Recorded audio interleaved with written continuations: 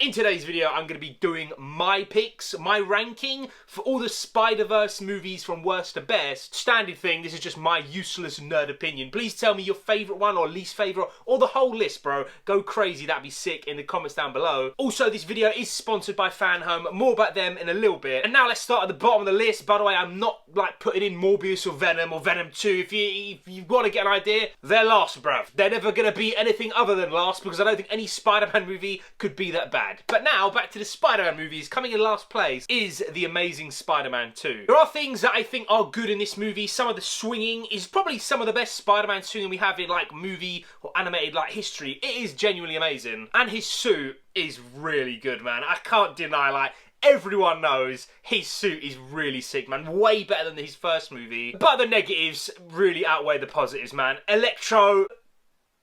Come on. So bad, bruv. Big up Jamie Foxx, man. He's an amazing actor, but this ain't it, bruv.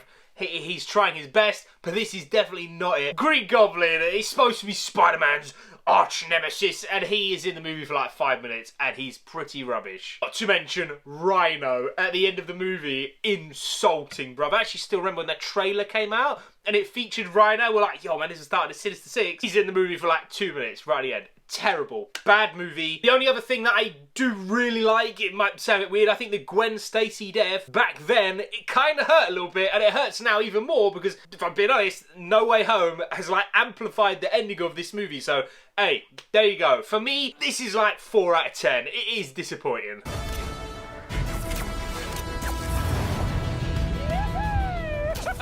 Coming up next is The Amazing Spider-Man. Great introduction. I actually really like him as Spider-Man. I think as just Spider-Man, he's in the argument of being the best one or second best one. He's really good. Even as Peter, Andrew brings a lot of charisma, man. And I think my guy had a bad rap, man, if we're being honest. Lizard is fine. Some scenes he looks really, really bad. A lot of the fighting, cinematography is really, really good. As it's like just a new origin kind of thing, it's fine. I think it is better than average. It's just legions away from anything else on this list. For me, it's like a 6 out of 10. It's what I put like, it's good, man, it's fine.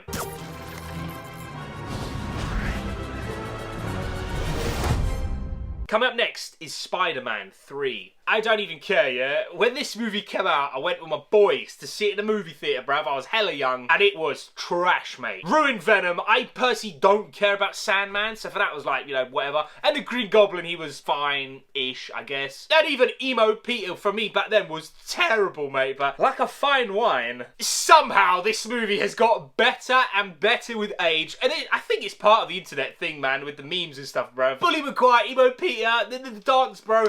It's kind of just awesome now. To be honest, I can't think of any other movie that I've done a total 180. I like this movie now. I don't actually care. For me, this is 7 out of 10. I genuinely don't care. Somehow, this movie's kind of awesome now.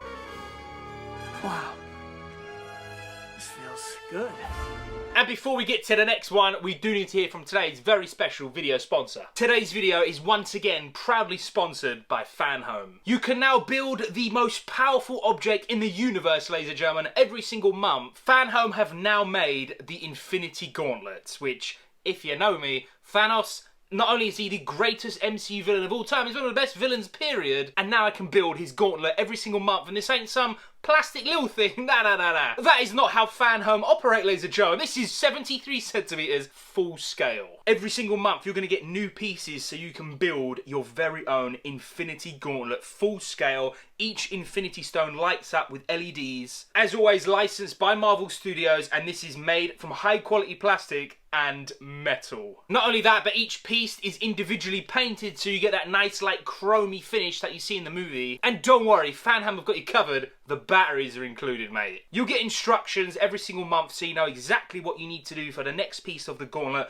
along with the high quality magazine that you know you're going to get each month from Fan Home. And the standard thing, you're going to get t-shirts, mugs, posters, you name it, bro. They got you covered. And if you subscribe before the end of June, you will get a free 1/6 scale Iron Man Infinity Gauntlet. And if you really want to flex and you go for the premium option, you're going to get that big boy base that the gauntlet sits in. It's very sick. Every single month, I'm going to be going live on YouTube to actually build the gauntlet, and I can't wait to build it with you guys and girls. If you want to get involved, check out the link in the description so you can start building your own gauntlet. And at this point, Fan Home have just taken over my entire collection. Currently, I'm building Iron Man. I'm building R2-D2. I've got Star Wars ships. I've got 1/6 scale Marvel figurines. And I've got the greatest Star Wars encyclopedia coming to your boy every single month. And now I've got the gauntlet. This is going amazing. To be honest, any fandom that you like, Fan Home have definitely got you covered. If you like Transformers, Fast and Furious, whatever it is, they got you covered. They got something for you. Check it out in the description. As always, big up Fan Home. Thanks for once again sponsoring your boy. You guys are moving insanely god tier right now, and I love it. Thanks for watching, guys. Big up Fan Home. And now back to the video. Coming up next is Spider-Man Homecoming. First like full movie with Tom Holland. Obviously we've seen him in Civil War at this point. For me, this is very sick, man. I'm going 8 out of 10. I love that we skimmed over the backstory. Everyone on the planet knows it, bruv, so there's no point showing it again. Tom Holland's my favourite live action version of Spider-Man. He is amazing in this movie, yo. Ned's amazing. Vulture, I think, is genuinely one of the most underrated MCU villains of all time. If you want to see that list, I think I've done a video on it somewhere on the channel. He's hella underrated, man. His acting is so sick. We've got Iron Man in the movie, bruv. This movie is stacked, bruv. And it just feels like Spider-Man. Whereas, like, Amazing Spider-Man, yeah, cool. It looks like Spider-Man stuff. It never gave me the vibe of Spider-Man. This is Spider-Man. If you even cared, you'd actually be here. Coming up next is the original Spider-Man. It's still holding up, bruv. I don't know how. I'll be honest, I remember seeing this year. I was in school, bruv. They brought in a TV as in a table with fucking wheels, bruv. They wheeled that bad boy in and they showed the class Spider-Man, and we all together lost our marbles. Tobey Maguire, fantastic as Spider-Man. Willem Dafoe as Green Goblin. He's just an absolute standout, and he got god tier treatment in No Way Home. Don't worry, we'll talk about that in a little bit. MJ, Harry Osborn, Aunt May. There's just so many standout things, man. And yeah, I'll be honest, like, the CGI definitely does not, like, hold up, man. It's definitely gone down, but this is nostalgia, mate. Maxed out at 100%, and again, there's a lot of, like, meme stuff in this movie. It's an 8.5 out of 10. This one and the next one, they could be like that for me personally, but I'm sticking with it like this for now. I could watch this movie at any time, so it's definitely still very sick. I offered you friendship, and you spat in my face. Coming up next is Far From Home. Spider-Man goes to Europe. It's a banger, mate. A banger. For me, we're going at 8.5 out of 10. Love Mysterio. Jake Gyllenhaal, he's so sick. And Mysterio, again, needs some respect, bruv. My man effed up everything. He's the reason No Way Home basically happened. He is well underrated. Nick Fury's also in the movie. Again, Ned's great. Tom Holland obviously smashing it as Spider-Man. But the big one for me is actually MJ. I didn't really care about MJ in the first movie of Homecoming. She was kind of like but in this, she's standout. She's so good in this movie. Action, cinematography, all that stuff is just amplified from Homecoming, and I think it's great, man. A lot of people are kind of like that. They don't know where to put it. This is my preferred thing. There's just a lot of things that I think are so god tier, like the Mysterio scene, bruv, where he's just ruining, like, Spider-Man, and bloody Tony Stark's coming out of the grave. It's kind of insane, and I just like it. It's different, man, you know, with the drones and stuff. A nice take on Mysterio. Really like this movie, man. You were just a kid.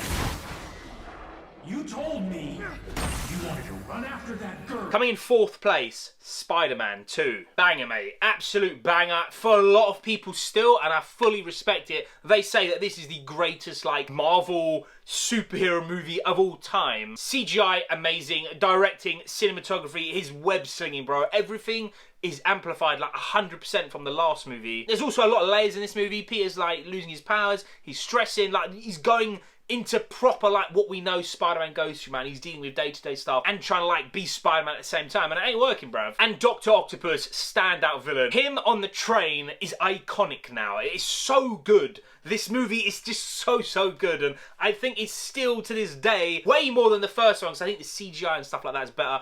Pacing's a little better, and we don't have to worry about any backstory. Just go straight into it. Spider-Man. Pizza time. Great movie. For me, it's a 9 out of 10. Easily.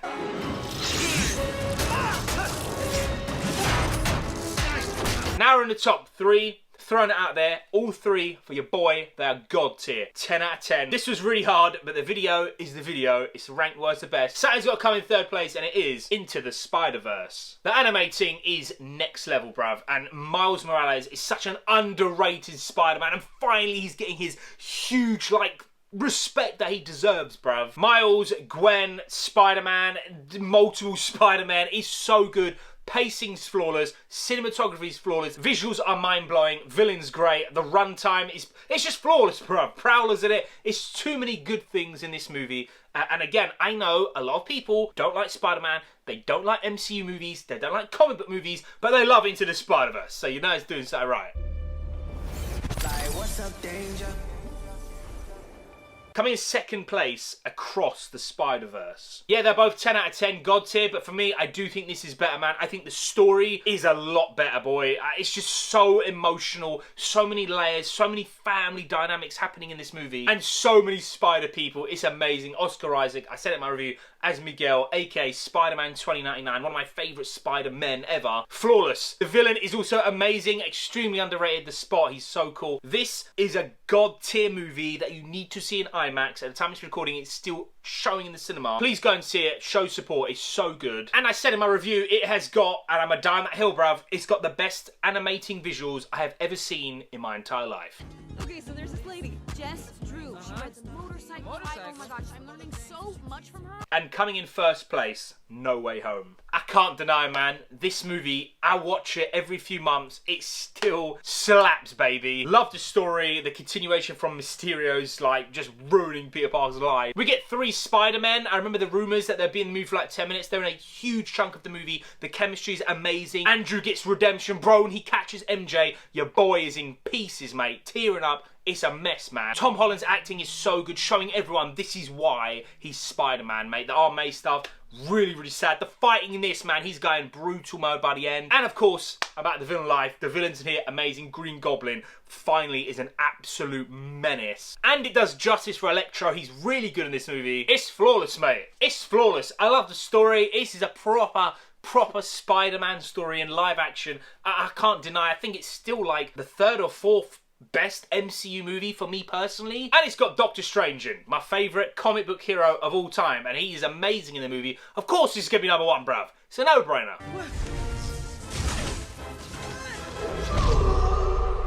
Ladies and gentlemen, that is your boys' list for all the Spider-Man movie ranked worst to best. Please again, tell me your list down below, that'd be great. Big up Fan Home, thank you so much for supporting the video. I'll see you all in a bit, guys. Take care and peace.